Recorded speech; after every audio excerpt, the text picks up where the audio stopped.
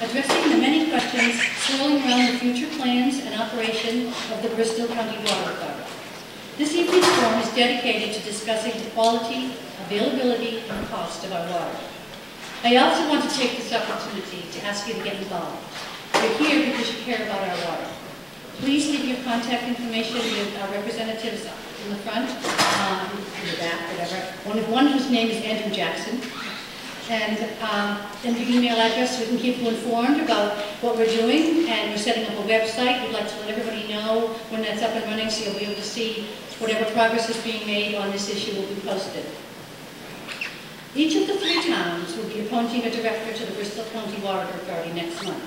I urge you to think about it and getting involved in applying for this position in your town. You can make a difference. Remember, your town council members appoint the directors to the BCWA and have direct oversight over their performance. You need to ask them questions. How do the towns select these directors? What were their desired job qualifications? Were any written policies or mandates set down in which the water company could be judged? And what coordination existed between the towns in these matters so that the water company was getting clear direction? A special welcome to our state senator and representatives, town administrators, town managers, town council members, appointed directors of the Bristol County Water Authority, management of the BCWA, and the Water Resource Board. Your very presence here ratifies the importance of this forum and your commitment to answering the questions and the concerns of the ratepayers. We also, of course, want to thank the Bristol Town Council who made it possible for us to meet here in the auditorium. Thanks to Brian Crowley from We the People for filming this for us, and to the members of the press who are covering this meeting. It was a pleasure to work with Adrian Burke and Dave Nappy from the Mount Hope High School. They made everything come together for us.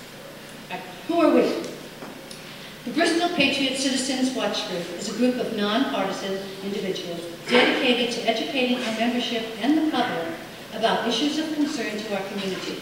Our goal is to promote a transparent government by hosting moderated, open forums which provide a platform where citizens can voice their concerns and ideas along with elected officials and other fellow citizens.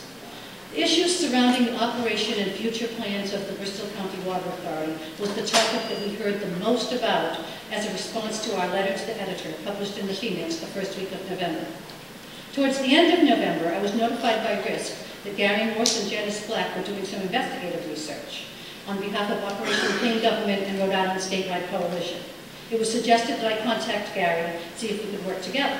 We spoke and we had our first joint meeting on December 2nd. We'll now have a short PowerPoint presentation prepared by Gary Morse from OCG/RISC representative and Barrington resident Janice Black. And we invite the Bristol County Water Authority to come up and make an introductory statement as well. Gary Morse is retired from a 34-year career with AT&T as a business and communications network consultant. Mr. Morse is currently a spokesman for Operation Clean Government and the Rhode Island Statewide Coalition, who are advocates for matters of public interest. Mr. Morse also serves as a member of the Rhode Island Statewide Coalition's Pension Advisory Committee. Recently, Mr. Morse also served as a pension advisor for John Robitaille's campaign for governor. Janice Black is an open government advocate. She has worked with Gary as an investigator for OCG/RISC as to the current BCWA statewide issues. Her experience includes hospital CFO, consultant, and bank corporate auditor. She holds a BS in Business Administration for accounting, an MBA, and a JD. Gary will now show his presentation on their investigative findings. Thank you, Maria. I am spokesman for Operation Clean Government and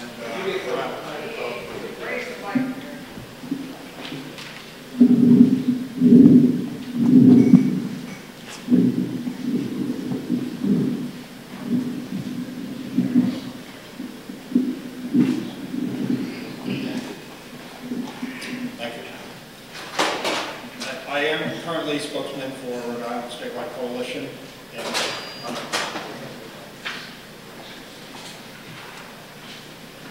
Can you hear me okay? Yeah. Starting over.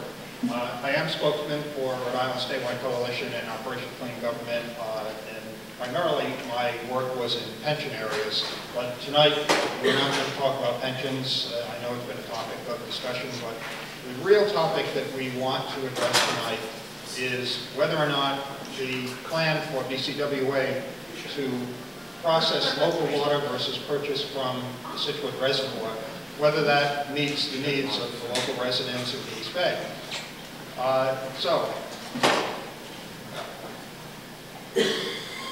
The issue of taking water and processing it locally, because of the infrastructure that we have, would actually promote a forced consumption of lesser quality water with high taxpayer cost. And whether or not that serves the public interest is a matter that we think needs debate and needs to be vetted in an open forum. We are concerned that any policy that is a forced policy on ratepayers and taxpayers is not in the best interest, and we have taken a look at that from that perspective.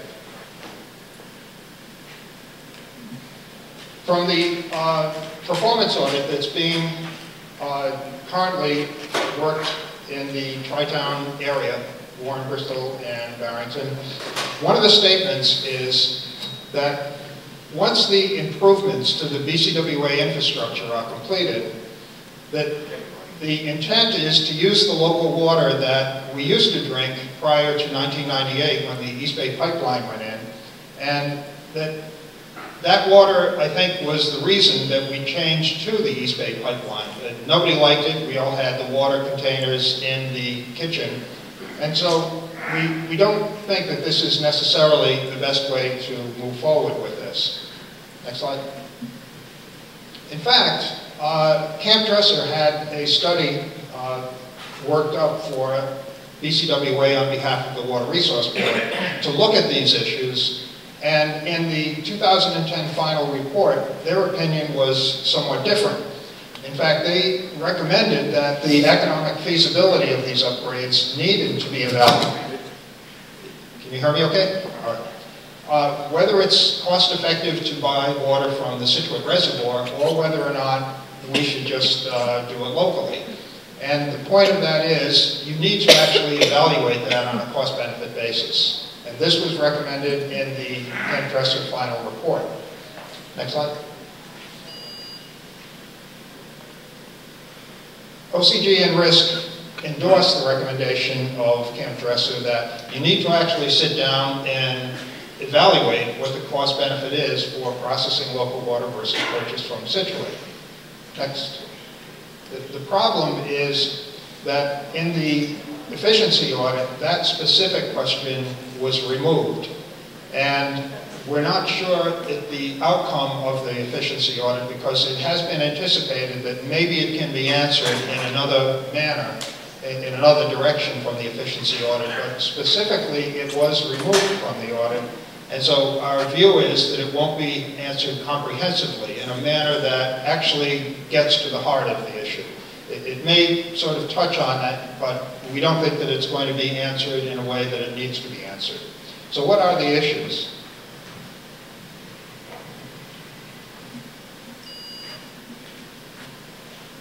This picture here might appear to be somewhat tongue-in-cheek, but it's not. It's actually a picture that we took very seriously. And I'll show you the significance of this picture. Next slide. If you take a look at where this picture was taken, it was taken at this point here. Next. And here's the water treatment plant down here. Here's the Kickamuit, and it's about 700 feet from here to here to the intake valve. Now, you can also see there's a lot of development here, houses, and there's no real watershed. And in fact, when you take a look at all of the reservoirs, the local reservoirs of BCWA, they all sort of fit into this framework where there's no real watershed. It's mostly water that's surrounded by either agricultural or private residences. They put fertilizer on the lawns, there's phosphorus, and so the issue that we took a look at is if we're going to do all of the upgrades in the East Bay to get back to the local water, the consideration for how do you protect the watershed? Do you have to purchase land? Do you have to move forward with programs that, for example, do something about this environment here? Next. So in effect, the distance between this and the Kickamuit is close enough that it is an extreme concern to the drinkers of the water. Next slide. The local roads run adjacent to the Kickamuit, so that you have water that runs off during rainstorms, and the farm that we showed was over here, so that flows in. Next slide. And then there's a second issue, which is we have a reservoir called the Shad Factory Reservoir in Rhode, Massachusetts. This pipeline brings the water from the Shad down to the Kickamuit and the water treatment plant. And you can see somewhat that there's the same kind of development around the Shad, that it's homes, it's agricultural as you work your way up. It's not a protected watershed. So the issue of what we do about this environment has to be considered in a local decision on where do we buy our water. Next slide. To repeat, this water is brought down from the Shad in a pipeline and is processed locally, either put into the Kickamuit or processed within the water treatment plant. Next. BCWA proposal, as we understand it, is the Shad pipeline will cost approximately $10 million. That's the latest estimate by Camp Dresser, to go from the BCWA water treatment plant up to the Shad Reservoir. But then, on top of it, you have this issue of the water treatment plant. That water treatment plant has been upgraded to get it somewhat marginally operational, but it's still shut down a large portion of the time because it is just not up to 21st century standards. So we have a lot of money that has to go into the water treatment plant. And then it's this vexing issue of, do we want to turn down use of the Scituate Reservoir water in favor of the Kickamuit and the Shad water for East Bay residences? You all remember who were here before 1998. Nobody enjoyed drinking that water. It had heavily processed with chemicals that you could taste as you were drinking it. Next slide. So right now, where are we? We're drinking from the Scituate Reservoir right now. That's the water that is the primary source for BCWA.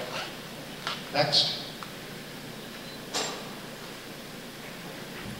The Scituate Reservoir has a protected watershed, meaning no trespassing, no development. It's owned by the Providence Water Authority, and an important point that most people don't understand, because we're not in the water business, the depth of the reservoir keeps that water at a cool temperature. It's very significant in water and water processing to keep that water at a cool temperature, particularly during the summertime. The Shad Pond is a prior factory pond, has no protections. The official name is the Orleans Shoe Factory Pond. I discovered that sitting in a meeting one night up in Rhode, and they said, no, it's called the Orleans Shoe Factory Pond. It's got open access to the public, open development for homes and agriculture, and it's shallow, and in the summertime we've got the warm water problems that require greater chemicals in order to process it. And BCWA does not own a substantial amount of watershed. In fact, it's a very small percentage around the Shad. So there's no way to actually protect the water that we are drinking. This is the Scituate Reservoir watershed. It's considered one of the best in the nation. In fact, next slide. Carol Mumford, who was a state representative and worked within water issues when she was a state representative from Scituate, and I'll let you read this statement. Actually, let me read it for you. Some people may not be able to see it. The quality of the Scituate Reservoir is nationally recognized. According to the Providence Water Supply Board, we are rated second in the nation. Residents of Scituate have felt a generational responsibility and stewardship for the protection of the state's water supply, and our zoning laws reflect this communally felt obligation. There has been a century of protection devoted to the watershed. Why would anyone choose to develop and drink water that has not been afforded the same care and stewardship? Again, Carol Mumford, Statewide State Representative. This is from a DEM quality report on the Kickamuit Reservoir. Fecal coliform, it's impaired, phosphorus from lawns and golf courses and things, creates excessive algal growth. It affects the taste, and the stormwater runoff from the streets. There are 41 stormwater outflows into the Kickamuit River, 41. I don't think you'll find a single one in the Scituate. There are septic systems that leach into the Kickamuit. And there is several fair housing developments that have a significant impact on the phosphorus and bacterial levels in the river. This is, again, from Rhode Island DEM, the quality report of the Kickamuit. And they recommend measures to control the agricultural runoff, and just a small number of farms have the potential or are currently causing nutrient, bacteria, and sediment impacts to the Kickamuit River and its tributaries. Next slide. Back to the Camp Dresser report. Again, they recommended that you actually sit down with a clean sheet of paper and say, what does it cost to get the Scituate Reservoir and what does it cost to process local water? And one other thing that is important is to make this thing work financially, you have to look at this shad pipeline that needs to be installed, a new shad pipeline to replace the old one. It has to be working at 100% to make this actually cost effective.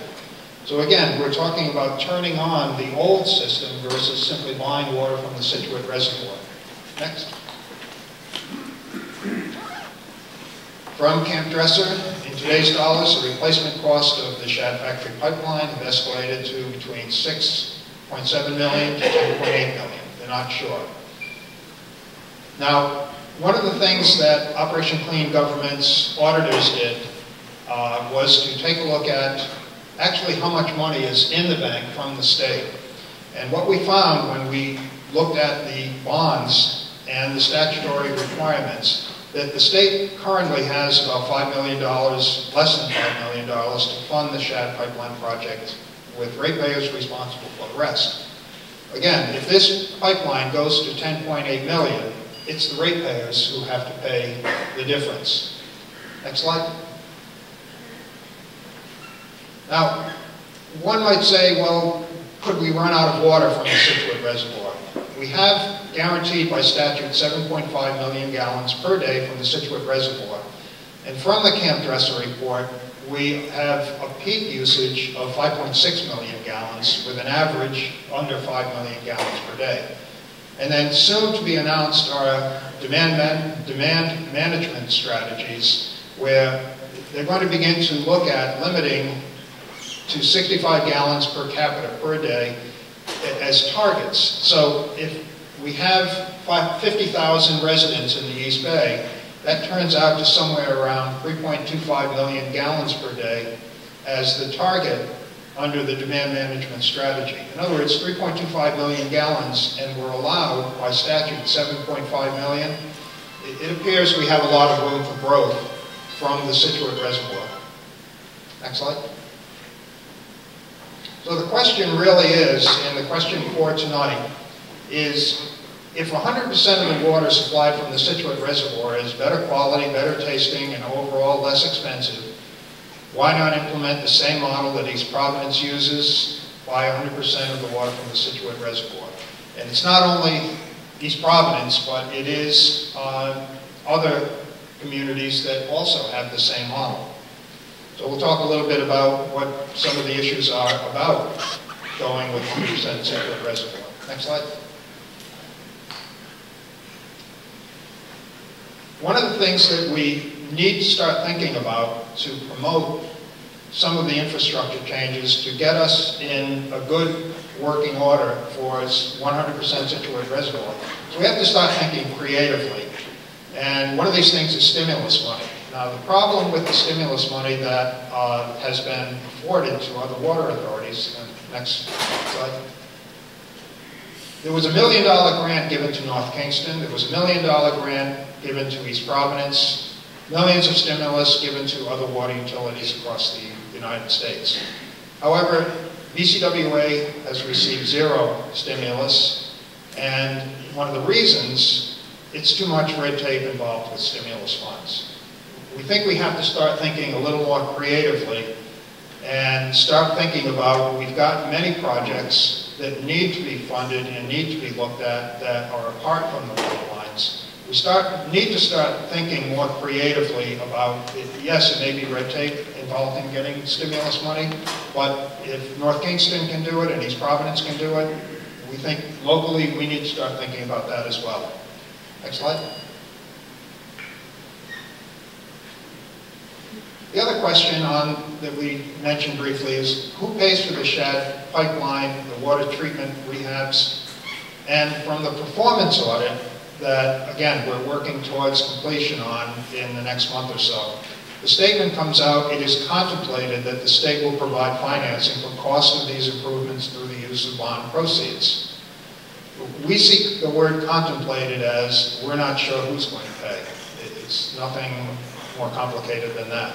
We think we do have to start looking at who's going to pay for all of these things, that if we are going to promote local water, whose dollars are actually being spent. The performance audit is meaningless without knowing who pays and how much it's going to cost. Next slide. Question that we at OCG and RISC were concerned about is why wasn't another audit, the performance audit, actually begun that avoided some of these very difficult questions. Now, I do want to give credit to all of the councilors that worked towards creating a performance audit, and as one councilman told me, it's like herding cats. And I think we all know what they probably had to go through. But we still think that it is important that we get down to very detailed levels and that we can't just sort of, gloss over it and say, yeah, this is where we think we're going.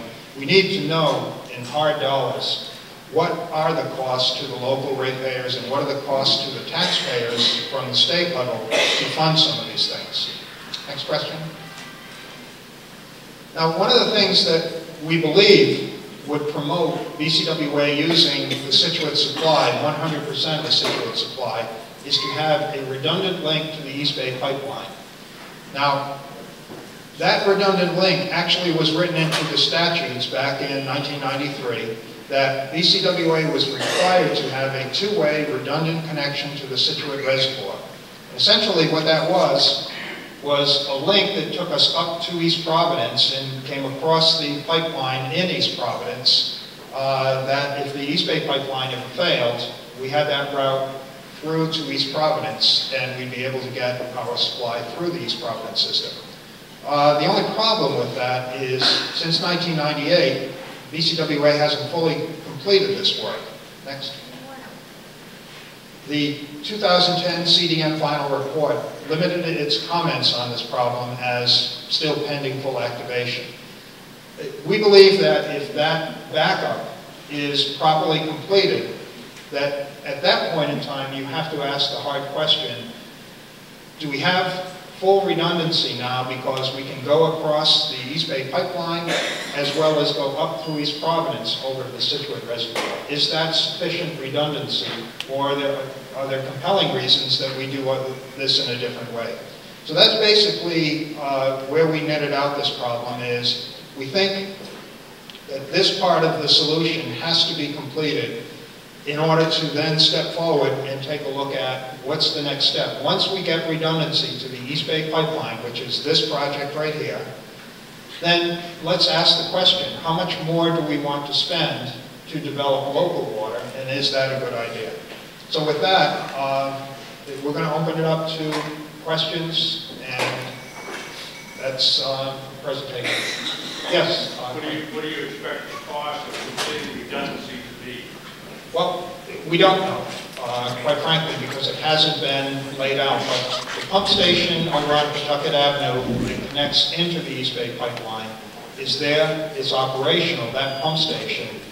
But from what we gathered, when it's turned on, there are some problems with water pressure going into East Providence that have to be corrected. So it's not fully functional to offset a disaster, let's say, of the East Bay pipeline.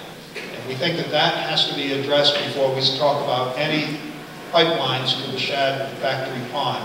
We think that redundancy has to be completed, working and functioning as a true redundant link.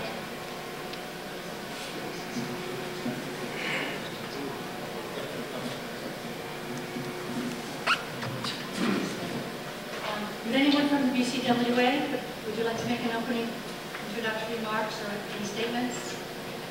Presentation? Are there questions? There will be questions, but we're giving you an opportunity to make an opening statement as well. And then,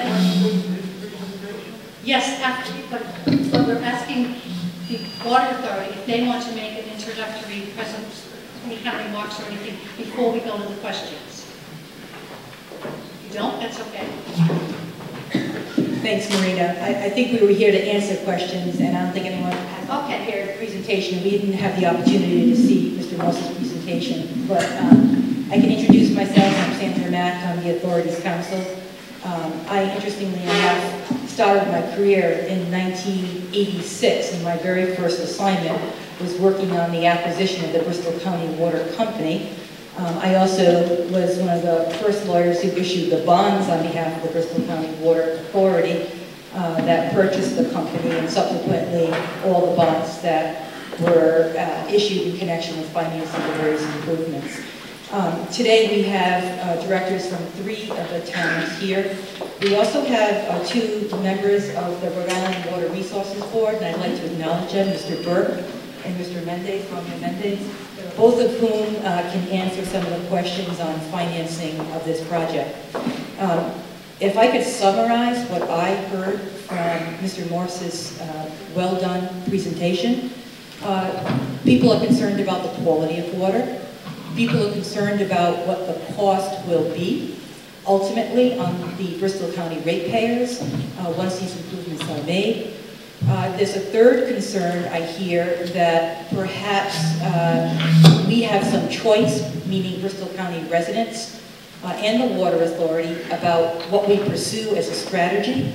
And then fourth, there's some, I think, concern or misconception about the goal of the performance audit, which was not to address some of the questions that are being asked now, but was requested after the rate increase as to whether or not the Water Authority was performing at an optimal level, and whether or not a consultant could come in and look at the operations of the Water Authority to determine whether or not it could be operated more efficiently and effectively, and therefore lower rates. And we welcomed that, we meaning Bristol County Water Authority, welcomed that performance audit. I know that the engineers and the accountants that are working on it have gone into an extreme level of detail, and we look forward to any recommendations they suggest, and we'll look into implementing them for a more streamlined performance audit. So I think we'll leave the performance audit out of this presentation, but we're certainly prepared to answer questions about the project, what it includes, why we can't at this time determine costs, because the scope of the project hasn't been finalized and going out to bid, and some of the other questions regarding financing of the project, actually not from the Water Authority, but from the state people that are here. All right, would they like to, whoever's going to be answering the questions, like to take the stage?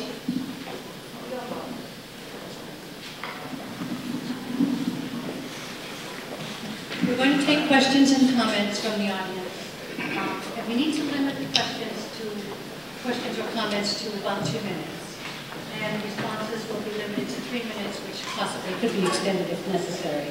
Our timekeeper is Ray Palmieri from Warren, and he will give a 30-second notice when you're getting close to the end. If your question is directed to a particular party, please state that at the beginning, and if not, I will just ask who wants to address the question. And I'd like to add, this forum will only work if all parties participate in good faith. We need the help of our elected officials and our court directors to help us find the answers.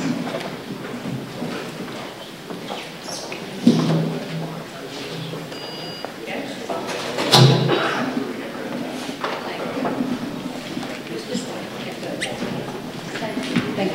All right, great, thank you. All right, so they get settled in. Do you have more chairs?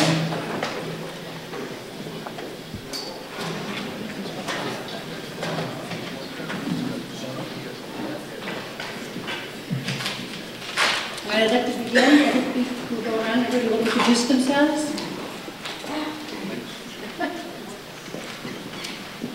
I'm Jeff Black from Barrington. Oh my God. Jeff Black from Barrington.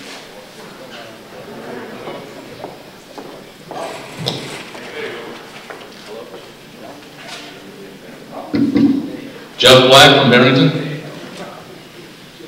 I'm Janice Black. Gary Morse. Joe Martin, I'm with the Citizens Watch Group. Likewise, Joe DeMello, also with the Citizens Watch Group for Bristol. David Dugan, Bristol Director. Webb Goodwin, Manager of Accounting for Bristol County Water Authority. Frank Nenga, Director from Warren. Pasquale Delisi, Executive Director of the Bristol County Water Authority. Sandra Matroni Mack, General Counsel. John Janetto, Director from Warren. Bill Gosselin, Director from Warren. John McElroy, Director representing Barrington.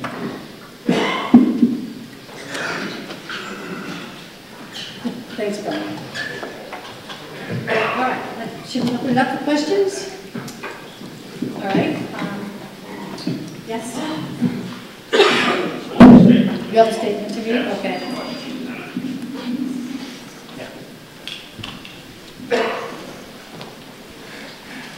You state your name?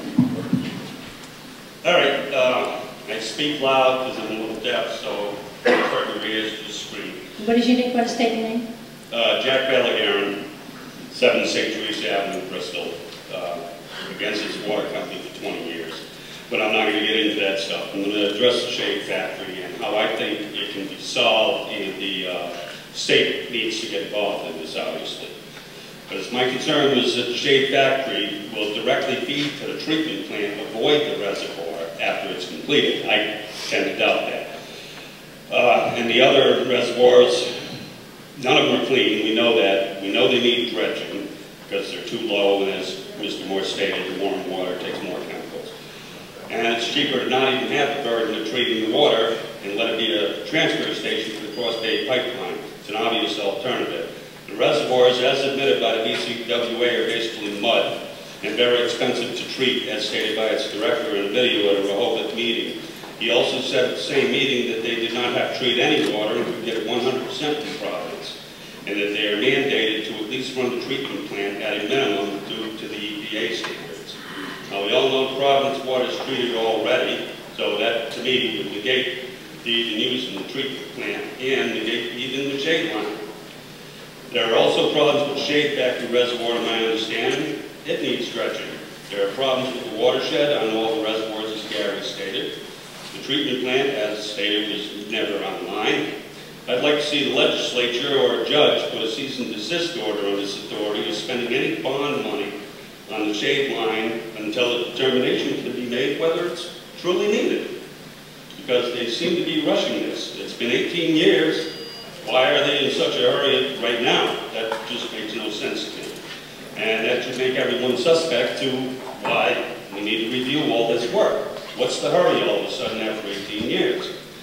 In all the years, this treatment plant to this day cannot even produce 10 to 20% of the capacity due to these problems. That's obvious because we're getting 80 to 90% of the water through the pipeline. The other stuff. Can you hear me? All right, yeah. Sorry.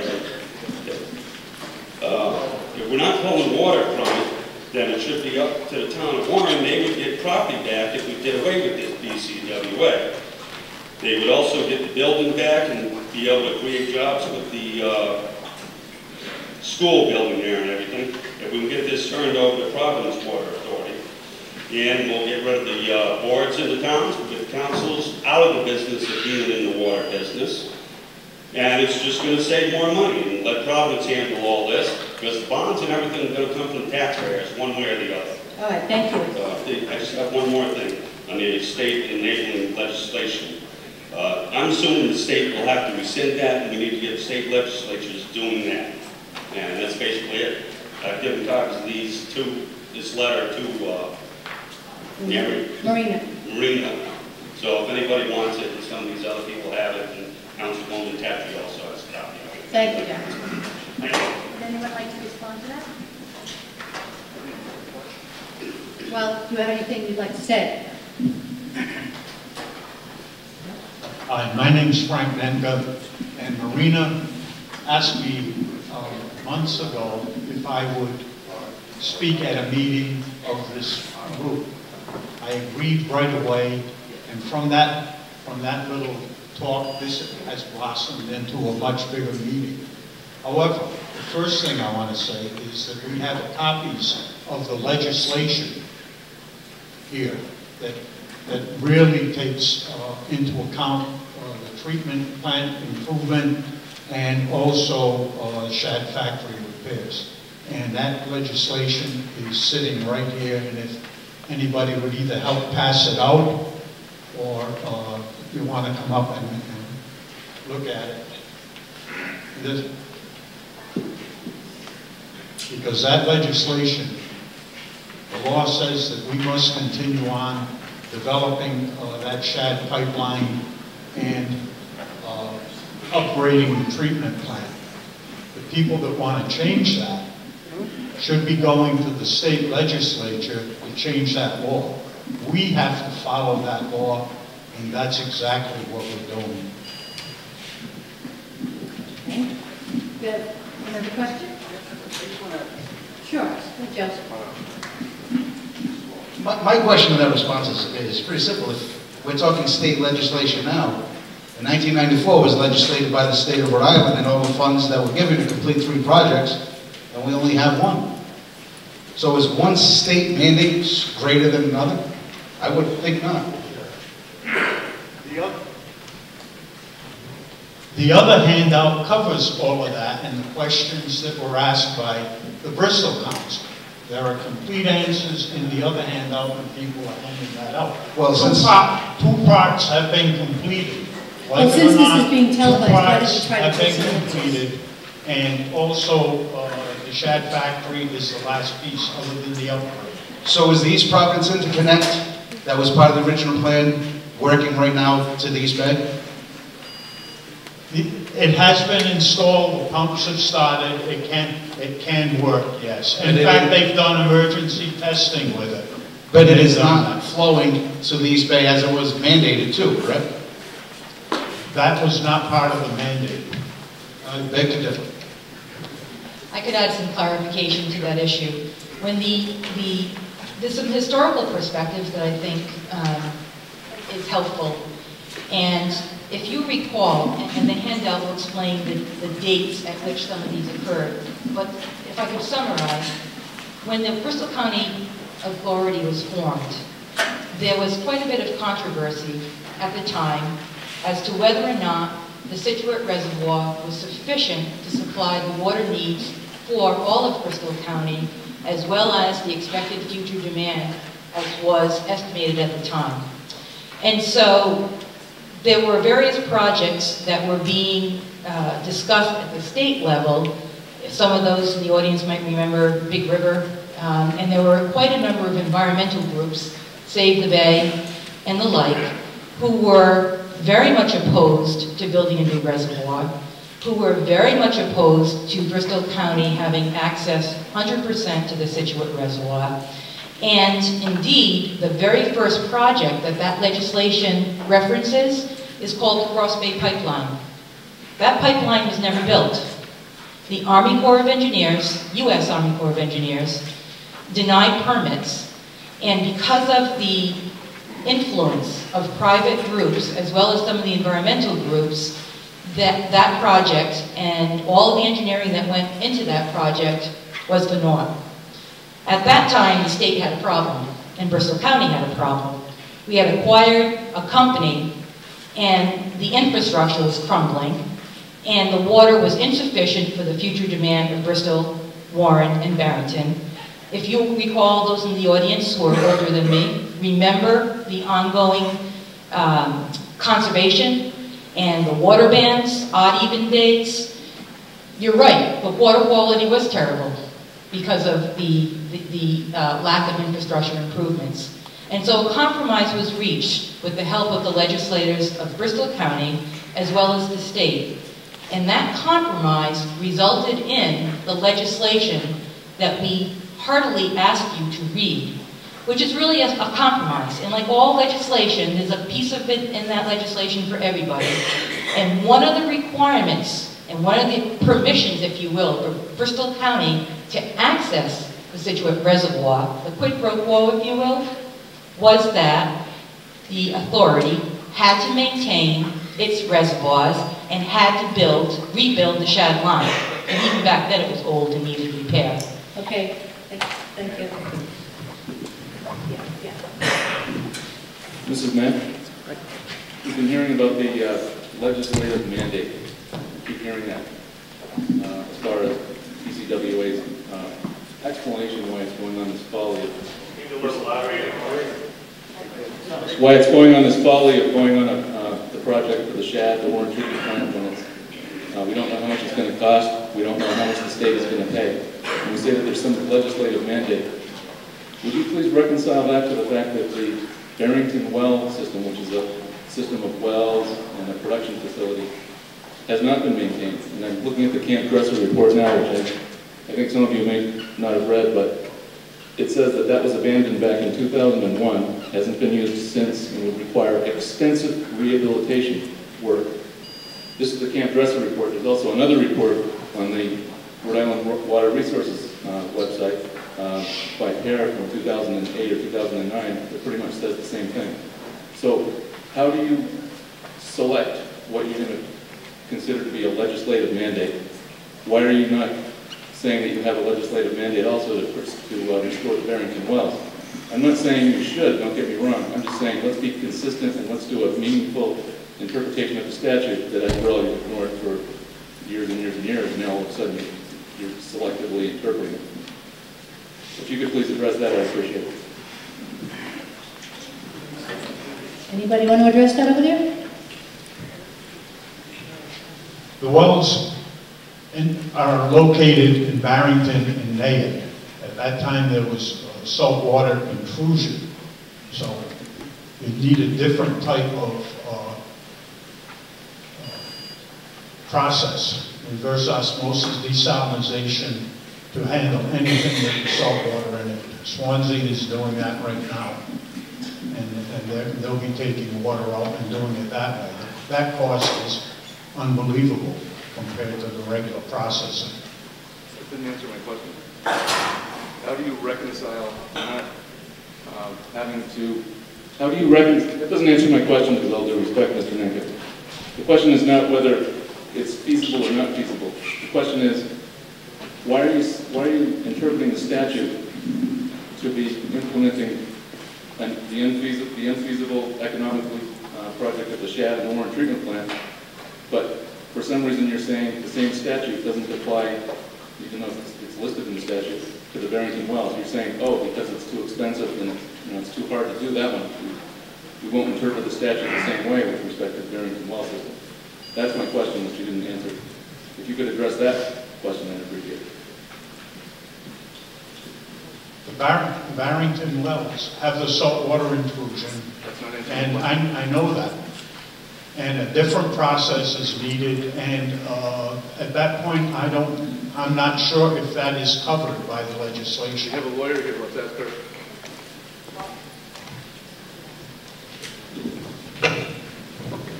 An analysis was done of the Barrington wells in addition to the saltwater intrusion.